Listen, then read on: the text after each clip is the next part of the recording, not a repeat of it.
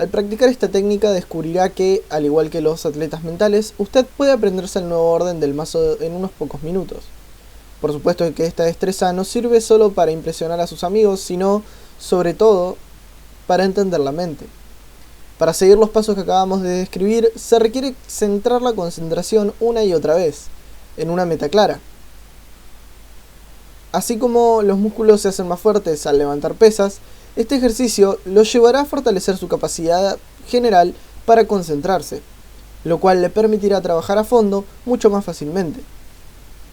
Vale la pena recalcar, no obstante, lo obvio: no hay nada en especial en el hecho de memorizar las cartas. Cualquier proceso de pensamiento estructurado que requiera una atención imperturbable puede tener un efecto similar, ya sea estudiar el Talmud, como lo vimos en la introducción de la regla número 2, o practicar la meditación productiva, o aprender a tocar de oído en la guitarra un fragmento de una canción. Este era uno de mis ejercicios favoritos en el pasado. Si la memorización de cartas parece rara, escoja otra cosa cuya exigencia cognitiva sea similar. La clave de esta estrategia no es el contenido específico, sino la idea de motivar su capacidad para concentrarse y determinar que depende de su compromiso para entrenarla.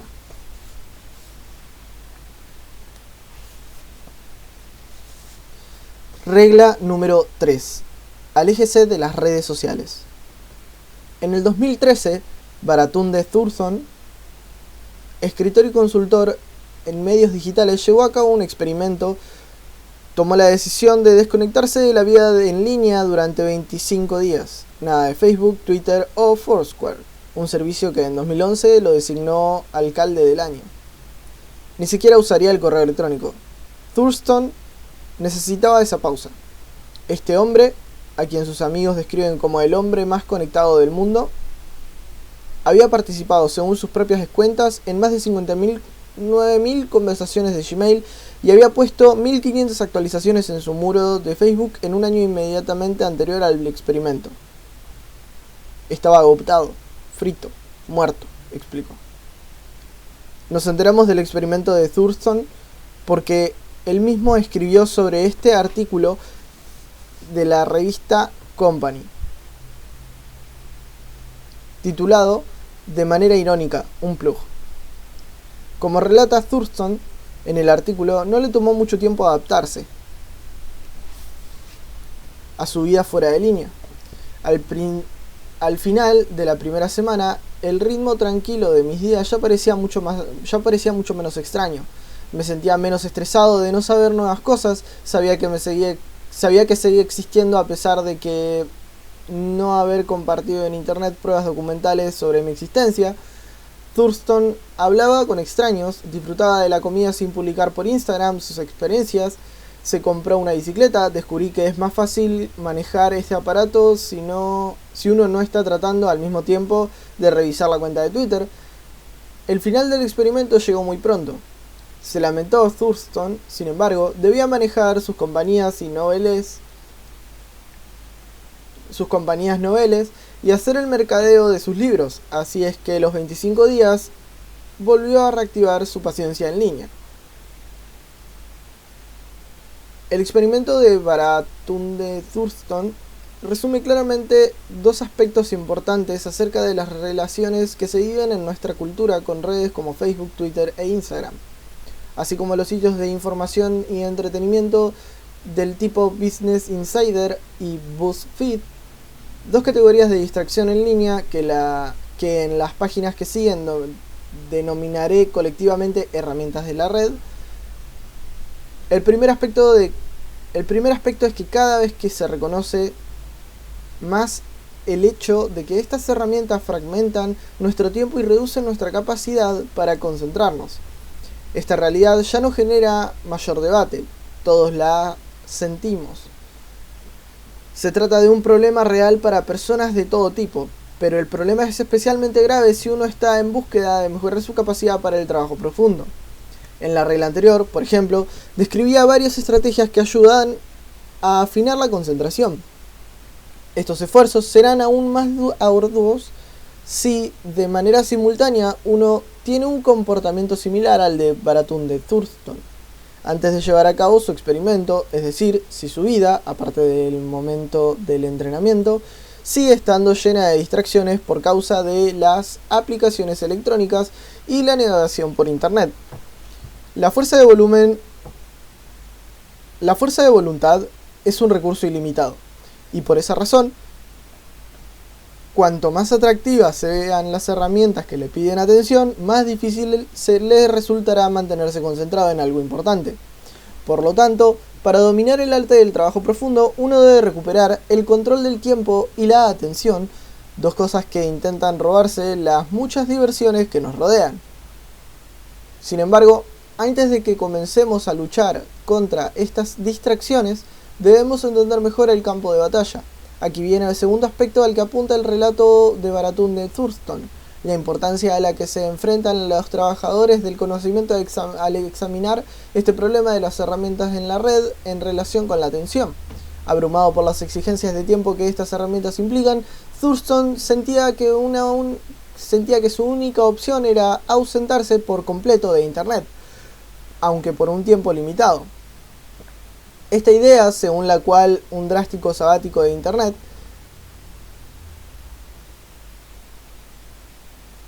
es la única alternativa ante la distracción generada por herramientas en la red,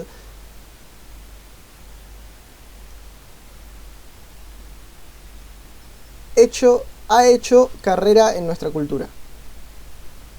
El problema de esta respuesta binaria al problema es que las dos opciones son demasiado severas y por lo tanto poco útiles. Entonces, la noción de abstenerse por completo del uso de Internet es obviamente una exageración impracticable para la mayoría, a menos que uno sea un periodista interesado en escribir un ensayo sobre la distracción. A nadie le resultaría de mucho provecho seguir el ejemplo de Baratheon de Thurston. Esta realidad nos lleva a justificar la otra alternativa, aceptar como algo inevitable nuestro actual estado de distracción, a pesar de todas las revelaciones que obtuvo Thurston durante su sabático de Internet. Fue poco el tiempo que transcurrió antes de que el consultor volviera a estar fragmentado, volviera a estar al estado. Fue poco tiempo antes de que el consultor volviera al estado de fragmentación inicial en el que se encontraba antes de iniciar su experimento.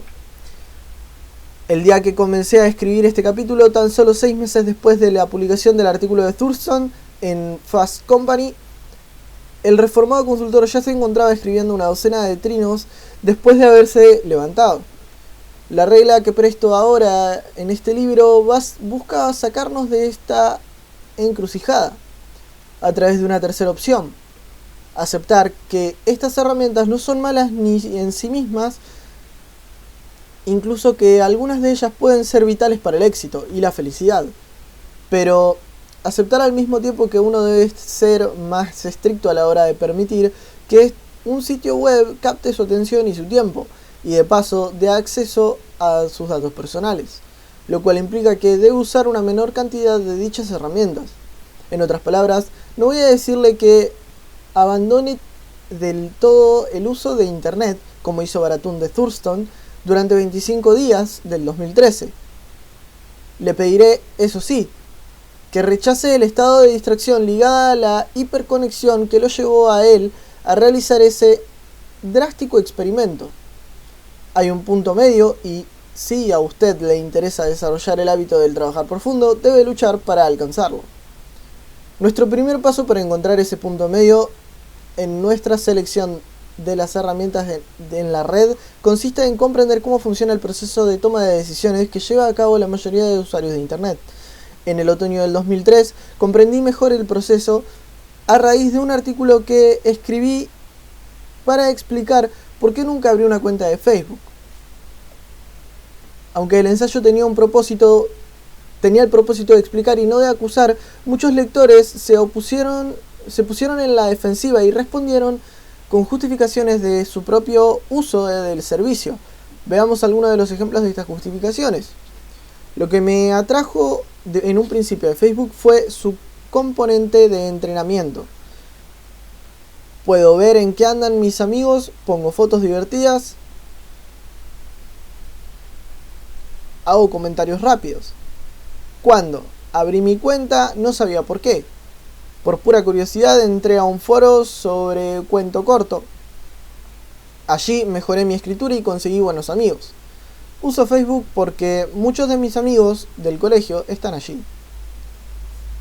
Lo que me llama la atención de estas respuestas, representativas de la mayoría de los comentarios que recibí sobre este tema, es que son sorprendentemente irrelevantes. No dudo que el primer comentador de la lista se entretiene con el uso de Facebook, pero también supongo que esta persona no padecía de un déficit de opciones de entretenimiento antes de comenzar a usar el servicio. Incluso me atrevería a apostar que ese usuario podría perfectamente evitar el aburrimiento, aunque cancelaran repentinamente el servicio. En el mejor de los casos, Facebook creó una opción de entretenimiento adicional, bastante mediocre en mi opinión, además de las muchas que ya existen. Otro comentarista señala que hizo amigos en un foro sobre literatura. No dudo de la existencia de esos amigos, pero podemos suponer que esas amistades son superficiales, dado que se basan en la práctica de enviarse mutuamente mensajes cortos en la red. No hay nada de malo en esas relaciones superficiales, pero poco probable que ocupen un lugar central en la vida de este usuario.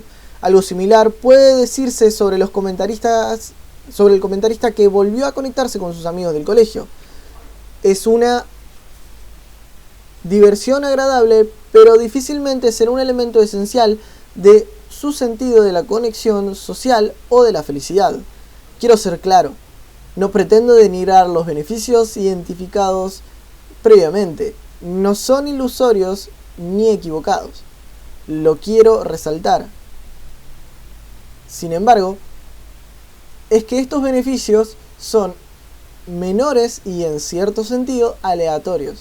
Por el contrario, si usted le pide a alguien que justifique el uso de la web de una manera más general o del correo electrónico, los argumentos serán más concretos y convincentes. Ante esta observación, usted podría responder qué valor es valor. Si puede encontrar un beneficio adicional con el uso de un servicio como Facebook, aunque sea pequeño, vale la pena usarlo. Yo llamo a esta forma de pensar la mentalidad de cualquier beneficio es bienvenido, pues considera que cualquier posible beneficio como justificación suficiente para usar una herramienta de la red. Profundicemos un poco en el asunto. La mentalidad de que cualquier beneficio es bienvenido a la hora de seleccionar las herramientas de la red. Usted justifica el uso de una herramienta en la red si le ve algún beneficio o si puede perderse de algo por no usarla. El problema con esa mentalidad es, obviamente, que pasa por alto todos los elementos negativos que están ligados al uso de las herramientas en cuestión. Estos servicios están diseñados para seducir al usuario, y eso significa que le quitan tiempo y capacidad de atención para actividades que propician sus metas personales y profesionales, tales como el trabajo profundo. A la larga, si usted usa esas herramientas el tiempo suficiente, llegará al estado de agotamiento y distracción relacionada con la conectividad que invadió la vida de Baratheon de Thurston y de millones de personas como él. Aquí, precisamente, encontramos la verdadera naturaleza perniciosa de la mentalidad de que cualquier beneficio es bienvenido. El uso de las herramientas en la red puede ser nocivo. Si usted no sopesa los pros y los contras, sino que usa la menor sombra de beneficio potencial de las herramientas para justificar su uso incontrolado, estará socavando, sin darse cuenta, sus probabilidades de tener éxito en el mundo del trabajo del conocimiento. Esta conclusión, analizada de manera objetiva, no debe causarnos sorpresa. En el contexto de las herramientas en la red, nos hemos acostumbrado a la mentalidad de que cualquier beneficio es bienvenido, pero si miramos las cosas en perspectiva, dentro del contexto del trabajo cualificado, veremos que se trata de una manera extraña y anacrónica de considerar la escogencia de las herramientas.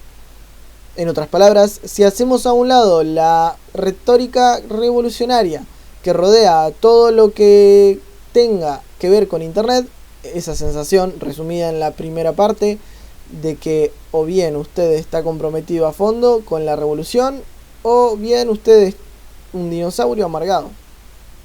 Saltará a la vista que las herramientas de la red no son excepcionales, son simples herramientas, que no se diferencian del martillo de un herrero o del pincel de un artista, usadas por los trabajadores cualificados para hacer mejor su trabajo, y ocasionalmente para hacer más agradables sus momentos de ocio. A lo largo de la historia, los trabajadores cualificados han hecho uso de la sofisticación y el escepticismo para relacionarse con las nuevas herramientas y pensar sus decisiones respecto a adoptarlas o no. No hay ninguna razón para que los trabajadores del conocimiento se abstengan de hacer lo mismo en relación con Internet.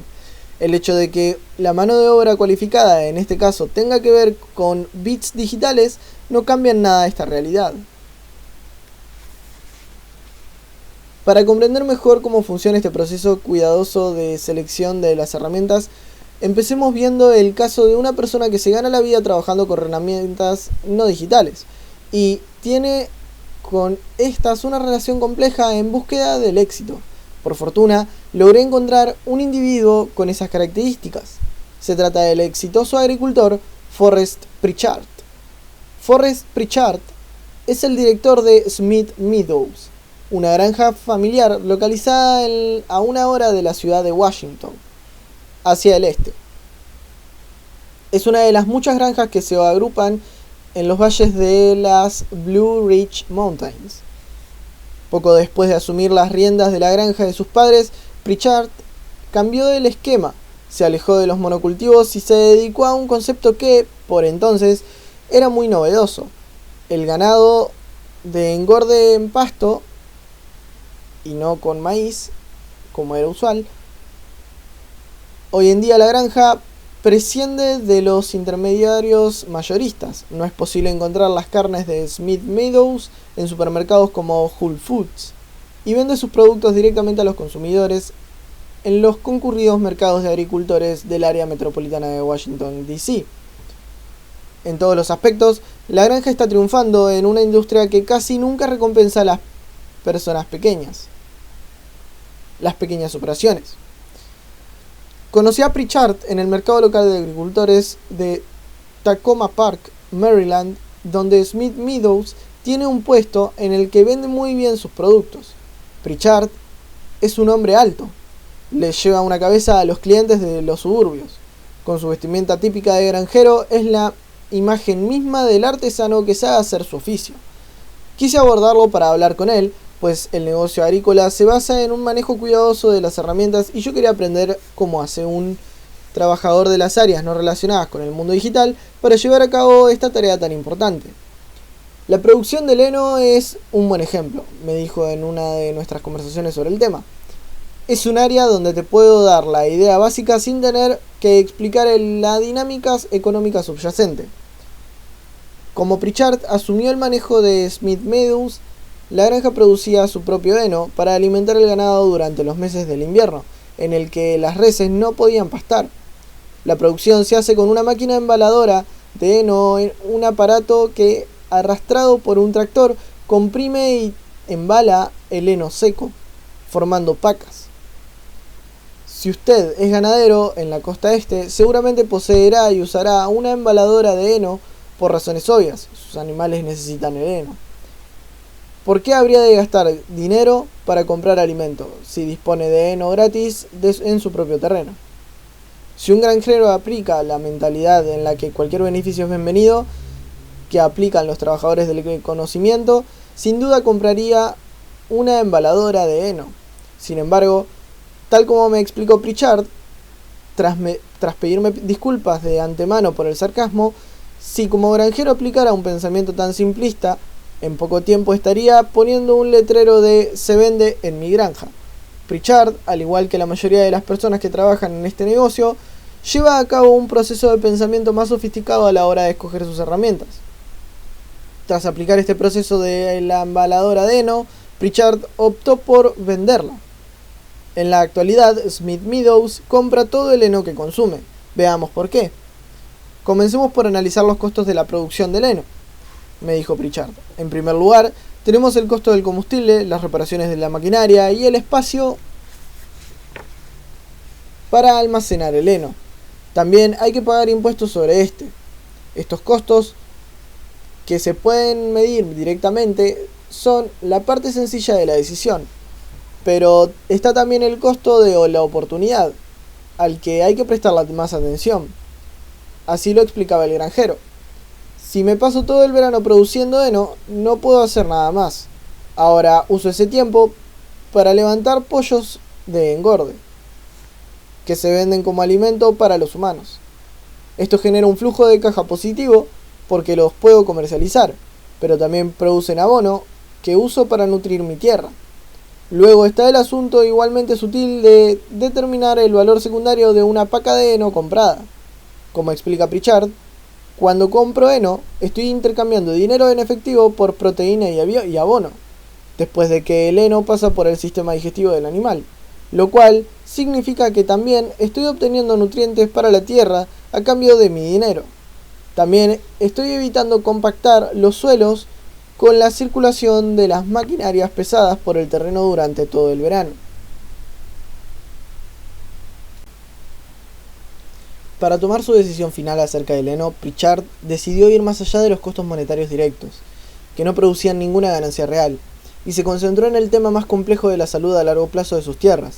Así lo resume Pritchard: la fertilidad del suelo es mi punto de referencia. Según este cálculo, el heno tenía que salir del panorama. Observé la complejidad de la decisión de Pritchard a la hora de escoger las herramientas.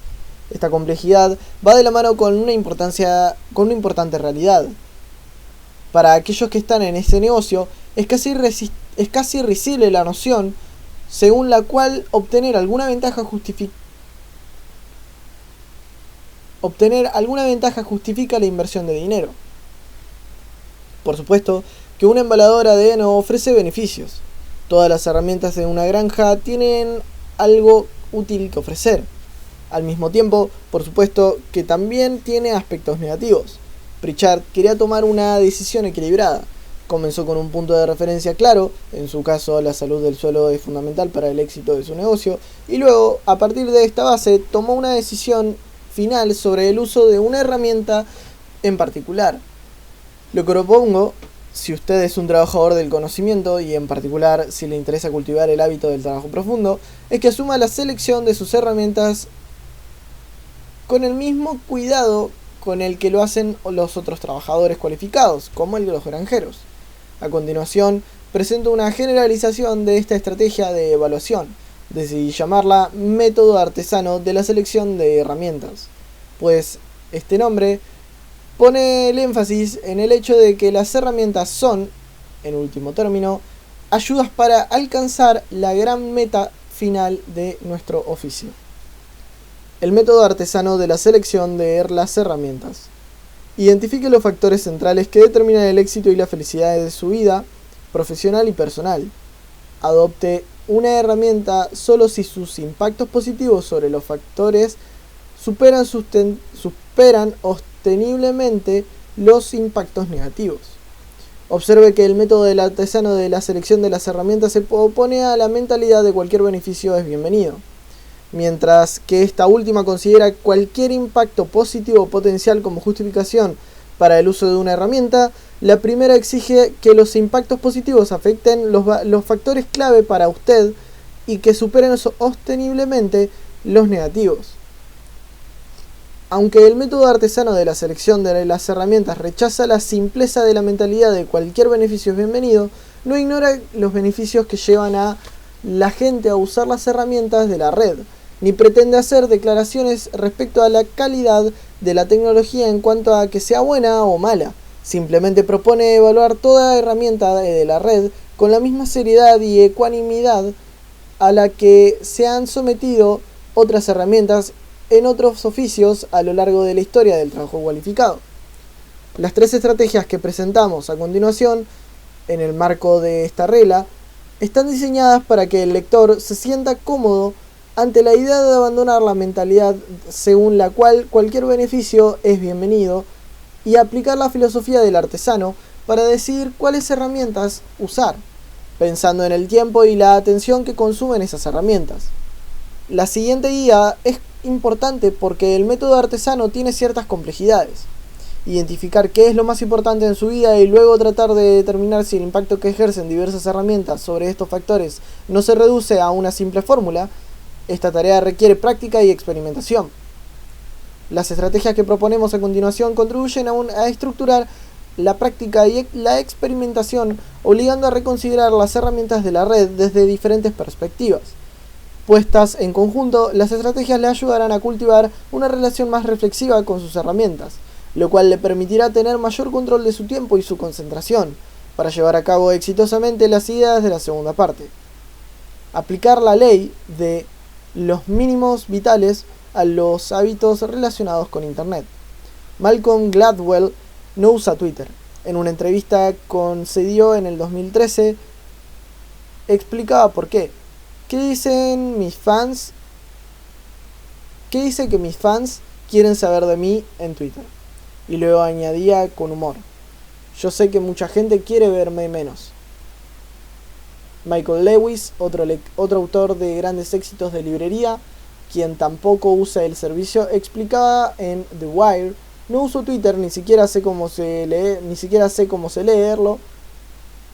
ni siquiera sé cómo leer o de dónde encontrar un mensaje de Twitter.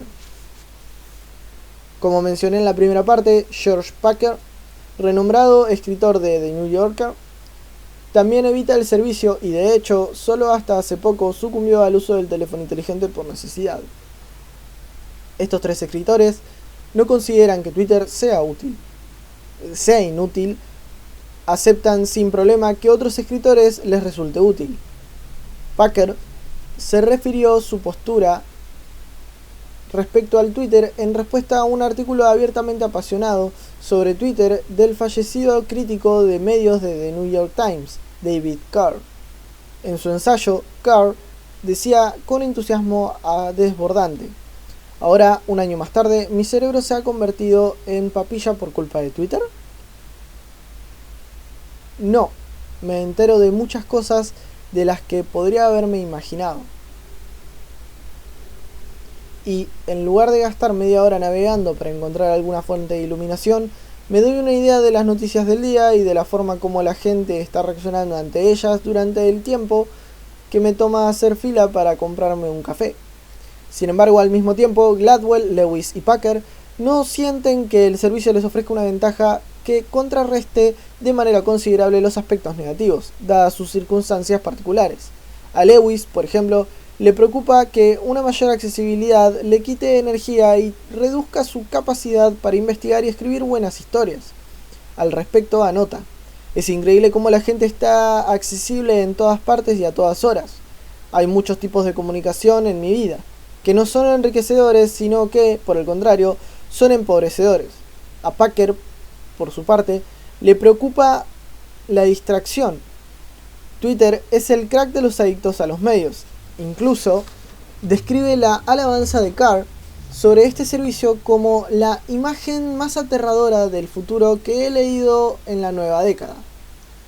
No es necesario hacer un debate para determinar si estos autores han acertado sus decisiones personales de evitar el Twitter y otras herramientas similares, pues las cifras de sus ventas y los premios que han recibido hablan por sí solos.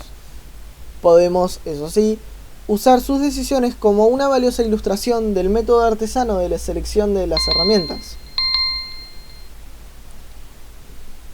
En una época en que tantos trabajadores del conocimiento, en particular aquellos cuyos oficios ponen énfasis en la creatividad, siguen atrapados en la mentalidad de que cualquier beneficio es bienvenido. Resulta refrescante ver una estrategia más madura a la hora de escoger esos servicios. Sin embargo, la escasez de esos ejemplos nos indica que no es tan fácil hacer este tipo de evaluaciones maduras y sospesadas. Recordemos la complejidad del proceso de pensamiento que mencionamos anteriormente, por el cual tuvo que pasar Forrest Pritchard para tomar una decisión sobre la embaladora de heno. Para muchos trabajadores del conocimiento, las decisiones respecto a las herramientas con las que se cruzarán en su vida serán igualmente complejas. La meta de esta estrategia es ofrecerle al lector cierta estructura para llevar a cabo este proceso de pensamiento. Es una manera de reducir parte de la complejidad a la hora de decidir cuáles herramientas son más importantes en nuestra vida.